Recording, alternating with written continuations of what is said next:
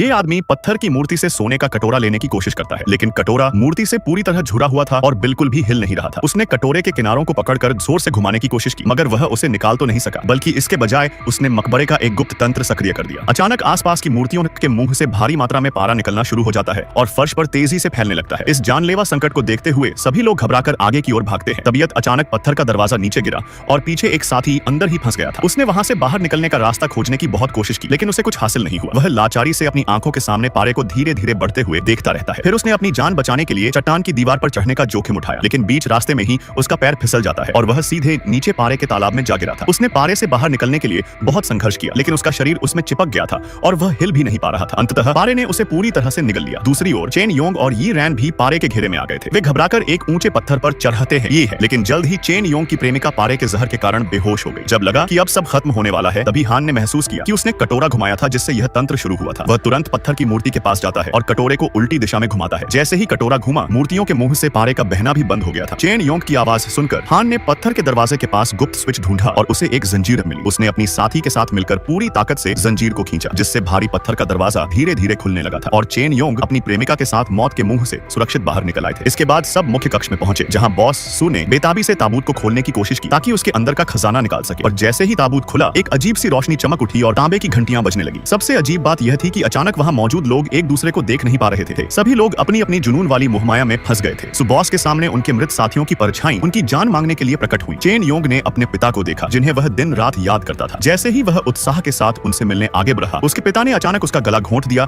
और उसे बेरहमी से पीटना शुरू कर दिया। शुक्र है कि चेन योंग समय रहते होश में आ गया। जब उसने अपने साथियों को भ्रम में एक दूसरे को मारते हुए देखा, तो उसे तुरंत एहसास हुआ कि यह सब प्राचीन मकबरे द्वारा बनाया गया एक माया जाल था। चेन योंग तुरंत संघर्ष करते हुए ताबूत के पास पहुंचता है और अपनी पुश्तैनी तकनीक का उपयोग करके चारों दिशाओं के तंत्र को खोल देता है। ताबूत खुलने के बाद वह उस पर कूद गया और जैसे ही वह ताबूत से ड्रैगन स्टोन निकालने के लिए बढ़ा, एक और शक्तिशाली भ्रम ने उस पर हमला कर दिया था। लेकिन उसने हिम्मत नहीं हारी और अपनी इच्छा शक्ति के दम पर ड्रैगन स्टोन को मजबूती से थाम लिया। क्षण भर में मकबरे की सारी अजीबोगरीब घटनाएं और भ्रम गायब हो गए। जब बाकी लोग होश में आए, तो उन्होंने पाया कि सू बॉस की पहले ही डर के मारे मौत हो चुकी थी। चेन योंग ने दुख से कहा कि उसने अपने पिता को गलत समझा था, जिन्होंने अपनी जान देकर परिवार के लिए बलिदान दिया था। अभी लोग इस सदमे से उबर ही रहे थे कि एक विशाल रक्षक ड्रैगन अचानक मकबरे में घुस आया और उसने बाहर निकलने के रास्ते को बंद कर दिया। संकट की इस घड़ी में यिरान ने चेन योंग के हाथ से ड्रैगन स्टोन लिया और उसे वापस ताबूत में रख दिया। उसने वादा किया कि वे अब कभी वापस नहीं आएंगे। यह देखकर रक्षक ड्रैगन शांत हो गया और उसने चेन योंग के पिता का गोल्ड डिगिंग ताबीज उन्हें लौटा दिया। सच्चाई सामने आने पर बाहर जाने का रास्ता खुल गया था। अपने पिता की आखिरी निशानी